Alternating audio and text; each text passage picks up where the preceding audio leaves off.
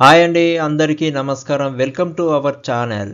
భారీ శుభవార్త అండి. సంక్రాంతి రోజు రిజర్వ్ బ్యాంక్ ఆఫ్ ఇండియా వారు 10వ తరగతితో పాస్ అయిన వారికి సెంట్రల్ గవర్నమెంట్ వారు 572 పర్మనెంట్ ఉద్యోగాలకు సంబంధించి ఆఫీస్ అటెండెంట్ నోటిఫికేషన్ 2026 విడుదల చేసింది. మీకోసం ఈ వీడియోలో ఒక నోటిఫికేషన్ డీటెయిల్స్ అన్నీ కూడా బ్రీఫ్లీ ఎక్స్ప్లెయిన్ చేస్తున్నాను.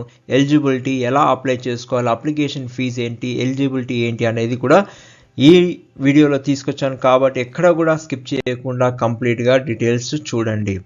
మొత్తం ఖాళీలు వచ్చేసి 572 ఖాళీలు ఉన్నాయి.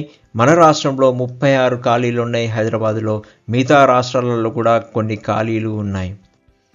ఇక్కడ ఇంపార్టెంట్ పాయింట్ అంటే వెరీ అట్రాక్టివ్ శాలరీ అండి. 46,029 రూపీస్ అనేది మంత్లీ గ్రాస్ ఇన్కమ్ ఉంటుంది. స్టార్టింగ్ బేసిక్ పే వచ్చి 24,250 రూపీస్ ఉంటుంది.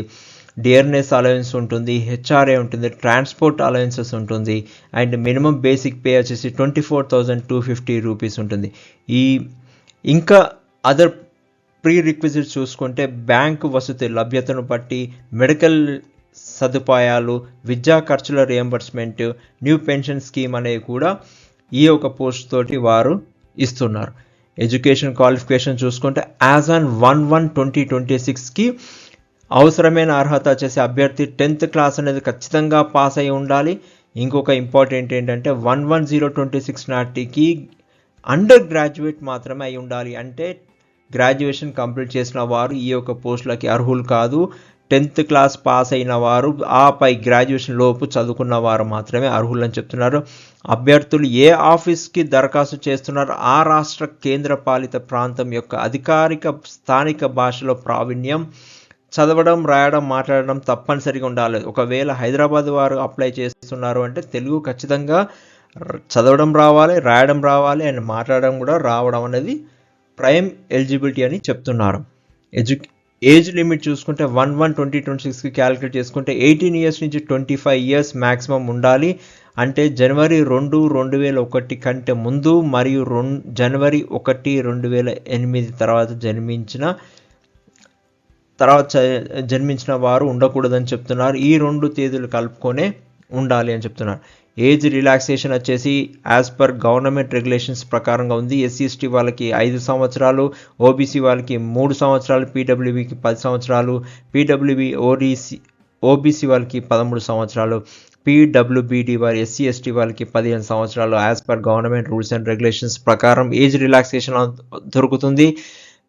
ఎక్స్పీరియన్స్ అనేది అవసరమా అని చూసుకుంటే ఈ పోస్టులు దరఖాస్తు చేసుకోవడానికి ఎటువంటి ముందస్తు అనుభవం అవసరం లేదు అని చెప్తున్నారు. కాబట్టి ఫ్రెషర్స్ కూడా ఈ యొక్క పోస్ట్కి అప్లై చేసుకోవచ్చు. అండ్ ఎవరైతే రిజర్వ్ బ్యాంక్ ఆఫ్ ఇండియాలో ఇప్పుడు ప్రస్తుతం పనిచేస్తున్న వారికి గరిష్టంగా 3 సంవత్సరాల వరకు సడలింపు అనేది జరుగుతుంది. ఎలా సెలక్షన్ చేస్తారు? సెలక్షన్ ప్రొసీజర్ వచ్చి ఆన్లైన్ టెస్ట్ ద్వారా సెలెక్ట్ చేస్తారు. రెండోది వచ్చేసి LPT టెస్ట్ ఉంటుంది, అంటే లాంగ్వేజ్ ప్రొఫిషియన్సీ టెస్ట్ ఉంటుంది. ఆన్లైన్లో మొత్తం 120 ప్రశ్నలు ఉంటాయి, 120 మార్కులు ఉంటాయి, 90 నిమిషాలు టెస్ట్ అనేది ఉంటుంది. రీజనింగ్ 30 ప్రశ్నలు ఉంటాయి, జనరల్ ఇంగ్లీష్ వచ్చి 30 ప్రశ్నలు, జనరల్ అవేర్నెస్కి 30 ప్రశ్నలు, న్యూమరికల్ ఎలిజిబిలిటీకి సంబంధించి 30 క్వశ్చన్స్ ఉంటుంది.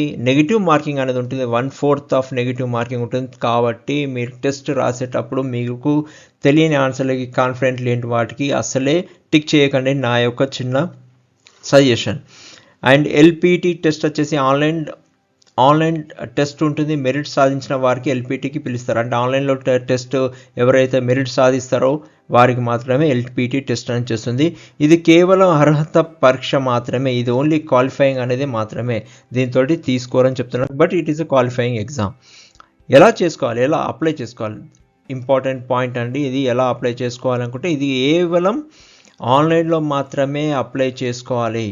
RBI అధికారిక వెబ్సైట్కి వెళ్ళండి. అక్కడ recruitment for the post of office attendant 2025 link పై క్లిక్ చేయండి. Click here for new registration పై క్లిక్ చేసి అవసరమైన వివరాలను అప్లికేషన్ ఫామ్ అనేది నింపాలి. మీ ఫోటో, సంతకం మరియు ఇతర అవసరమైన డాక్యుమెంట్లు అన్నీ కూడా ముందుగానే స్కాన్ చేసుకొని పెట్టుకొని తర్వాత అన్నీ అప్లోడ్ చేసి ఆన్లైన్ ఫీజ్ అనేది పేమెంట్ చేసిన తర్వాత చివరిగా మీ దరఖాస్తు ఫామ్ని ప్రింట్అవుట్ తీసుకొని మీరు అది మీ దగ్గర ఉంచుకోవాలి. ఎందుకంటే ఫర్దర్ కమ్యూనికేషన్స్ అన్నీ కూడా ఆ ఫామ్స్ మీద ఉన్న నెంబర్స్కే జరుగుతుంది కాబట్టి. దరఖాస్తు అప్లికేషన్ ఫీజు వచ్చేసి జనరల్, ఓబీసీ, ఈడబ్ల్యూఎస్ అభ్యర్థులకి 450 రూపీస్ ప్లస్ 18% GST ఉంటుంది. SC, ST, పీడబ్ల్యూబీడి, ex service men సంబంధించి 50 రూపాయలు మాత్రమే 18% GST ఉంటుంది. చెల్లింపు విధానం వచ్చేసి ఫీజు పే చేయాల్సింది డెబిట్ కార్డ్ ద్వారా కానీ, క్రెడిట్ కార్డ్ లేదా నెట్ బ్యాంకింగ్ ద్వారా ఆన్లైన్లో మాత్రమే చెల్లించాలని చెప్తున్నారు.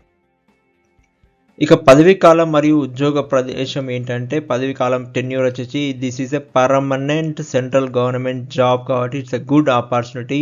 ఖచ్చితంగా ఎలిజిబిలిటీ ఉన్న వాళ్ళు అప్లై చేసుకోవాలని కోరుకుంటున్నాను. ఇక లొకేషన్ వచ్చి అభ్యర్థులు ఏ ఆర్బీఐ రీజనల్ ఆఫీస్ పరిధిలో ఖాళీగా దరఖాస్తు చేస్తారో ఎంపికైన తర్వాత వారికి అదే ఆఫీసు లేదా దాని పరిధిలో శాఖలలో పోస్టింగ్ ఇవ్వబడుతుంది. ఒకవేళ మన సొంత రాష్ట్రంలో అప్లై చేసిన వారికి సొంత రాష్ట్రంలోనే ఉంటుందని చెప్తున్నారు. గుర్తుంచుకోవాల్సిన ముఖ్యమైన తేదీలు, important dates to remember, mark your calendars. జనవరి 15 సంక్రాంతి రోజు ఈ అప్లికేషన్స్ అనేది నోటిఫికేషన్ విడుదల చేశారు. ఆన్లైన్ అప్లికేషన్స్ కూడా అదే రోజు స్టార్ట్ అయినాయి. February 4, 2026కి లాస్ట్ అని చెప్తున్నారు, విత్ ఇంక్లూడింగ్ ఫీజ్ పేమెంట్ తోటి. Tentatively February 28 and March 1 test అనేది జరుగుతుందని చెప్తున్నారు. ఇలాంటి మరిన్ని ఉద్యోగ అప్డేట్స్ కోసము ఈ వీడియోని లైక్ చేయండి అండ్ షేర్ చేయండి మీ ఫ్రెండ్స్ అండ్ ఫ్యామిలీ మెంబర్స్ తోటి. అలాగే మోర్ జాబ్స్ ఒకవేళ మీకు ఇంకా అప్డేట్స్ కావాలంటే కామెంట్ చేయండి. మీ అందరికీ ఎవరైతే ఆస్పిరెంట్స్ ఉన్నారో వాళ్ళందరికీ కూడా all the best. Thank you.